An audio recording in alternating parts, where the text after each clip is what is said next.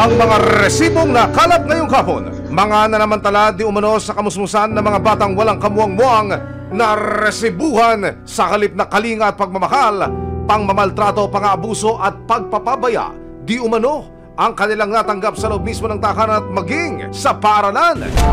Isang 10 taong gulang na bata sa General Trias, Cavite. Iniinda ang natamong mga pasa at lapnos sa muka, likod at leeg. Ang kanyang pagdurusa nagsimula noong mabanlian siya ng kumukulong tubig. Isang batang pinagsamantalahan di umano ng sariling guro. Yung magugas po ako ng kamay, parang sinara niya po yung nag-aayos. At ang batang napagbuntunan daw ng galit ng kanyang mga nag-aaway na magulang. Ba naman niya? Nauntok lang yun dyan, ma'am. Inaksyonan ng resibo kasama ang mga kawani ng batas. Sinuyod namin ng iba't ibang lugar para mapanagot ang mga umabuso di umano ng kamusmusan ng mga kabataan. Ano man reklamo, bibigyan tugon. Bawat hinaing at problema, hahanapan ng solusyon. Ito ang bago ninyo sandigan, hindi palalampasin ang mga tiwali at maling gawi. Dito, walang ligtas ang kabisado at lalong walang lusot ang may atraso. Dahil ang lahat, hahanapan natin ang resibo. Magandang hapon, ako po si Emil Sumangil. Ang akala ng isang lola nasa maayos na kalagayan ng apo niya, pero taliwas pala ito sa katotohanan. Ang kwentong aksidente lang daw ang pagkapaso ng bata, hindi uubra kay lola. Dulot kaya ito ng hindi inaasahang pangyayari, pagpapabaya o galit na nabunton sa bata. Umiiyak sa sakit ang 10 taong gulang na bata na si JJ, hindi niya tunay na pangalan. Walang tigil daw kasi ang pagkirot ng nalapnyos niyang balat sa mukha, braso at likod. Ang rason sa pagkakapaso ng kanyang katawan, sinadya raw siyang buhusan ng kumukulong tubig. May 23, isang child abuse report ang natanggap ng City Social Welfare and Development Office o CSWDO ng General Trias, Cavite mula sa isang concerned citizen. May nag-report na concerned citizen na may abuse na bata. Pinapuntahan ko po sa aming staff. Ngayon po nakita nga nila na may sugat nga si JJ at ang ginawa nila dali-dali na dinala sa CSWD muna. So after nun, dinala po sa ospital. Pagkatanggap ng tawag, agad na pinuntahan ng mga taga-barangay si JJ. Nang ipamediko legal ang bata sa City of General Trias Medicare Hospital, makikitang hindi lang pala second-degree burn ang natamo ng bata. Lumalabas din na marami siyang peklat sa iba't ibang bahagi ng katawan. Kung makikita nyo, from chest, going pababa, panay kurot po yan. Pinakamalala na po yung pinakalikod. Kasi both side po yung meron yan. Sa pahintulot ni Glenna, lola ni JJ na siyang tumatayong magulang ngayon ng bata, nakapanayam ko ang musmos. Binanlian ka? Ano ibig sabihin? Bago po akong bandian po, hinahanap niya po yung nail cutter po. Pinapahanap po sa akin, di ko po makita. Inalokat na po yung bahay, di pa rin po makita. Okay. Ayaw niya po ng may nawawala po siyang gamit. Gamit niya po yung nail cutter. Okay. Naiwala ko po. Yun po, doon po nagsimula yung galit niya po hanggang sa nagpainit na po ng tubig na mainit. Okay. Saka po ako binuhusan. Susunod, sino nga ba ang nambugos ng kumukulong tubig sa bata? Ginawa ba ito ng dahil sa kapabayaan o sa galit? Abangan mamaya, isang batang pinagsamantalahan di umano ng sariling guro. At ang batang napagbuntunan daw ng galit ng kanyang mga nag-aaway na magulang. Inaksyonan ng resibo kasama ang mga kawani ng batas. Walang lusot ang may atraso. Walang lusot ang may atraso. Isang 10 taong gulang na bata ang nagtamo ng matitinding paso sa katawan matapos daw banlian ng kumukulong tubig. Nang makapanayam ko ang batang si JJ, hindi niya tunay na pangalan, sa pahintulot ng kanyang lola Glenna, inamin niya na si Alex na bagong living partner ng kanyang ina na si Camille, hindi nila tunay na pangalan ang maikagagawan. Madalas ka ba niya saktan? Minsan po kapag may kasalanan po at hindi ko po nasusunod yung sinasabi niya po. Ano ginagawa niya sa'yo? Napapalo po, nakukurot po dito po. Kwento pa ni JJ, siya raw ang laging inuutusan na maglinis ng bahay na kanilang tinutuluyan. Ako po yung naglilinis po ng bahay. Litter box po muna. Ni-scoop ko po yung dumi. Tsaka po magwawalis lampaso. Yun na po, maghuhugas din po ng pinggan. At nang tanungin kung paano siya napasok, Paano ka binuhusan? Pag ganun po, dumaan po dito. Tapos lumampas. Bumaba po pag ganun. ang nakababakala matapos malapnos ang muka, braso at halos buong likuran, hindi pa agad dinala sa doktor ang bata. Ginawa niya po, ginamot niya po yung aloe vera, ginanon-ganon niya po. Yung laman, kinaskas-kaskas niya po. Hanggang sa, hindi pa po yan galing. Nilagyan po rin po ito.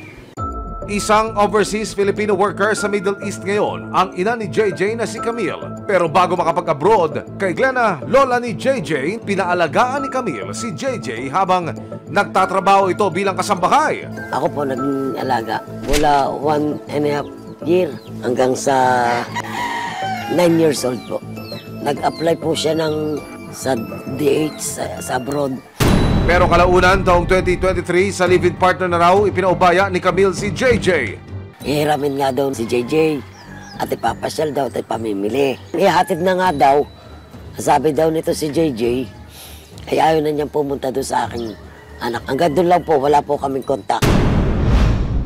Kaya naman hindi rin daw lubos akalain ng lola ng bata na makalipas ang ilang buwan na walang kontak sa kanyang apo ay makatatanggap siya ng isang malungkot na balita. May 23, tumawag yung aking anak na nasa may kawayan at nag-iiyak. Ko ayaw pa pong ipaalam. Ako po kasi may sakit sa puso eh. At pumilit po ako sabi sa akin ng anak ko nga kaya nyo ba? Sabi ko, oo, kaya ko. Bakit baka?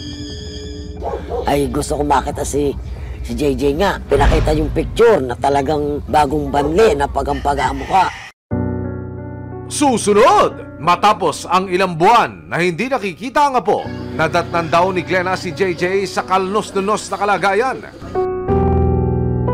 Sobra para sa dista. Makalipas ang 5 buwan, atin siya kamustahin. At ang aking balita ay, nako, talaga namang nakarecover na ang bata. Kamusta ko kayo? Ako, tagal na panahon, anak. 4 na buwan, makalipas ang bangungot na sinapit ni Sam, muli namin siyang binisita. Mami. Daddy. Resibo, walang lusot ang may atraso. Isang 10 taong gulang na bata sa General Trias, Cavite, nalapnos ang balat sa muka, braso at likod matapos daw banlian ng kumukulong tubig. Ang kanyang tinuturo ang bagong live-in partner ng kanyang nanay na OFW. Nang makarating sa lola ng bata na si Glenna ang balita, dali-dali siyang tumakbo mula Laguna papuntang Cavite. At nang makita ni Glenna ang apo na nooy nasa kustudiya na ng mga taga-barangay at pulis, Awa ko dun sa bata. Siyempre, hindi ko nga pinapalo yung bata. Tapos maanong ko na ganyan na. Sabi ko, sobra para sa dista. pero dahil hindi pa napipirmahan ng doktor ang medico legal, hindi agad nakapagsampa ng kaso si Glenna noon. Ang paliwanag ng CSWD ng General Trias, Cavite. Na-inform naman po yung family na willing naman na i-assist sila.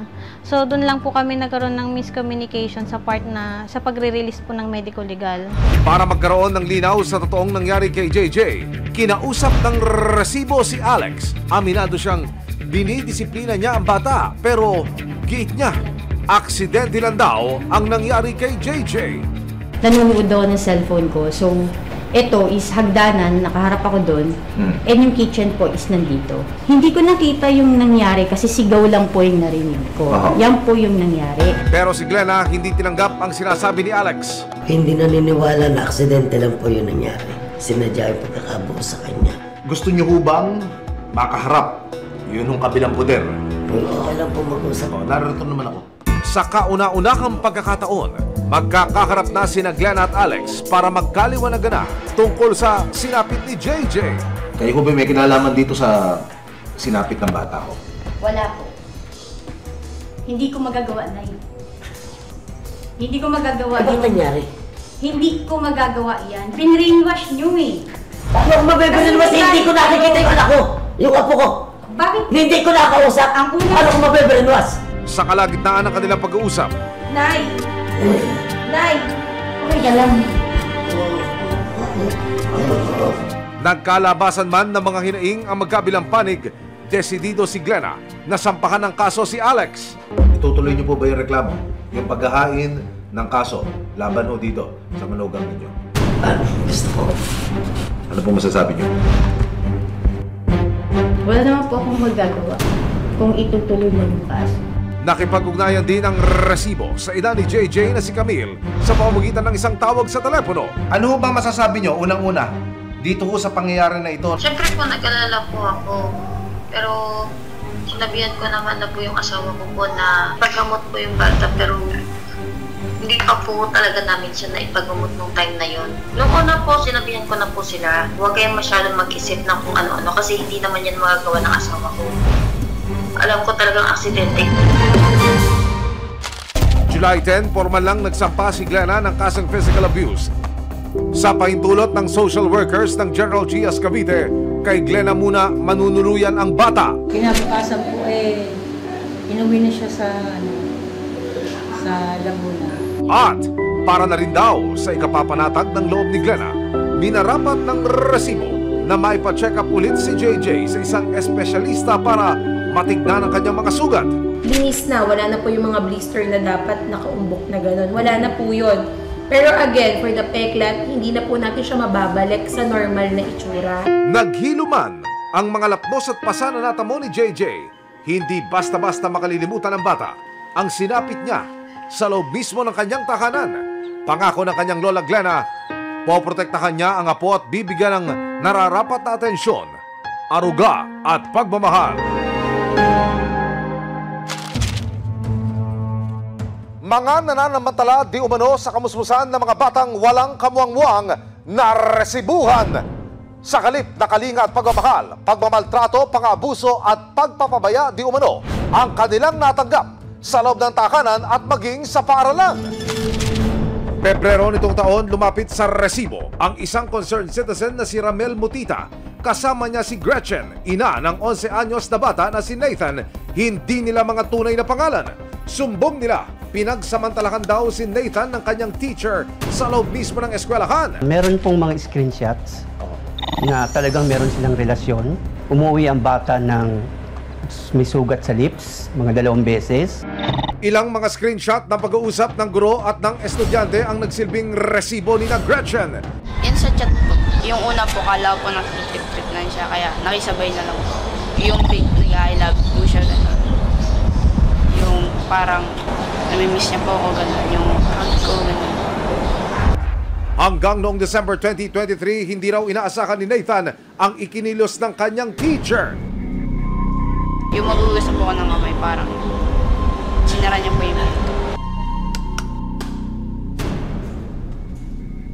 Tinutulak ko po sa inyo kaso mataba po kasi tsaka malaki. Personal po nating sasamahan ang biktima, kasama po yung kanyang guardian, dito mismo sa Women and Children Protection Center para ho doon sa formal na paghahain ng reklamo. Dito lumabas ang katotohanan tungkol sa pinagdaanan di umano ni Nathan sa kamay ng kanyang guro. After thorough interview, doon nga na-disclose niya na merong nangyari sa kanila 4 times. Pangako naman ng Department of Education. Napaka-fast track na po natin yung investigasyon dahil napaka-serious po o grabe no, paratang dapat. At kawawa naman yung bata po, totoo nga.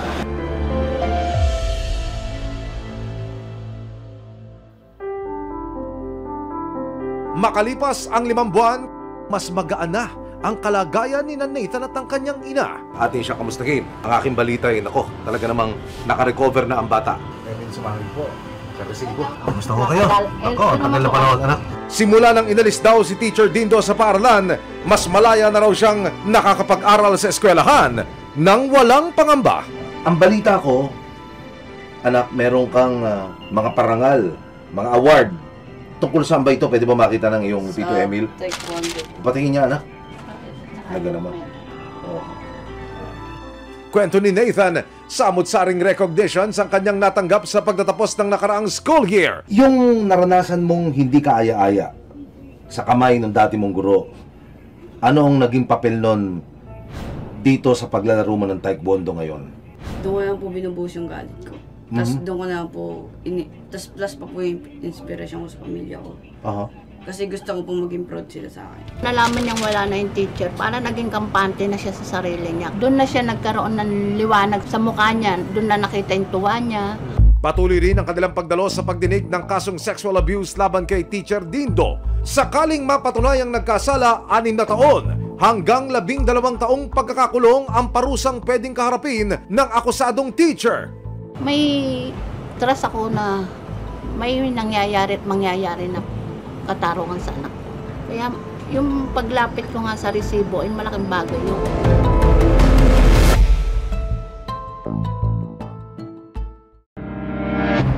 Sa Rizal, isang 2 taong gulang na bata ang nabidyohan ng kapitbahay na may black eye at puno ng mga pasa ang muka at katawan. Ang mga resibong ito, natamo raw niya sa loob mismo ng kanyang tahanan at sa kamay pa ng kanyang ina at amain. Ayon sa kwento ng kapitbahay na si Joy, umiiyak ang batang itatago namin sa pangalang Sam. Nang sumilip si Sam sa bintana, nakita niyang bugbog sarado na raw ang mukha ng bata. Ang daming pasa, tapos ang daming bukol. Nagdesisyon si Joy na magreklamo sa barangay. Bukod kasi sa pambubugbog, madalas ding iniiwang mag-isa sa bahay si Sam ng kanyang inang si Neriza at ng tatay-tatayan niyang si Rico, hindi nila tunay na mga pangalan.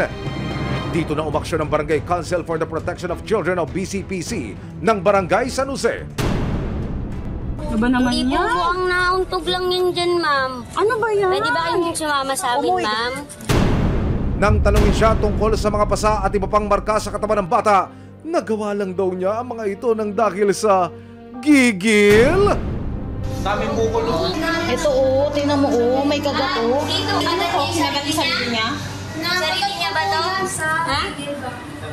Oo, ate, maling-mali yun. Kinagat mo sa gigil? Diba? O, di ikaw na rin gumawa niya. Oo. At dahil 17 taong gulang pa lang si Neriza, pinatawag ng barangay ang kanyang ina na itatago namin sa pangalang Lola Evelyn. Unang beses lang daw niyang nalaman ng kalbaryong sinapit ng kanyang apo sa kamay ng kanyang anak. Dito lang po, dito tapos ito po brownie black ay talaga as in to, alos pikit na po yan, di naman po makakita. Ito, inamin lang po ng anak kong babae na pinaso ng kato.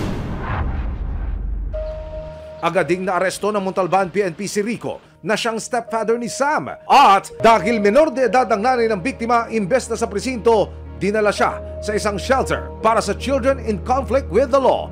Naharap sina Rico at Neriza sa kasong paglabag sa Republic Act 7610 o child abuse. Kung mapatunayang may sala, maaari silang makulong ng 6 na taon hanggang 12 taon. Binigyan si Lola Evelyn ng Certificate of Custody and Care mula sa Montalban Municipal Social Welfare and Development Office. 4 na buwan makalipas ang bangungot na sinapit ni Sam, muli namin siyang binisita at inalam ang kalagayan sa pangangalaga ng kanyang lola. Ngayon po, okay naman po, masigla, maligalig po masyado, tapos saya siyang sobra. Sa laki na po talaga ng pinagbago niya kasi ano na po siya, andun yung nakikita ko sa kanyang dating lungkot na palitan ng kasayahan. Mami, Daddy. Sa kanilang mga murang edad, pagmamahal at aruga ang dapat na nakukuha ng mga bata tulad nila Nathan at Sam.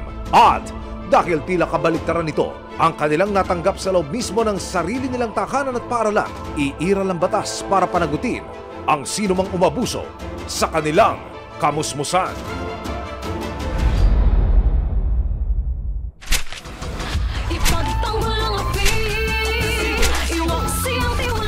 Sama-sama nating ituwid ang tiwali at baluktot. Itakwil ang maling gawi at modus na bulok. Walang ligtas ang kabasado at lalong walang lusot ang may atraso. Dahil ang lahat, hahanapan natin ang resibo. Hanggang sa muli, ako po si Emil Sumangit. May aksyon, may ebidensya, resibo, walang lusot ang may atraso.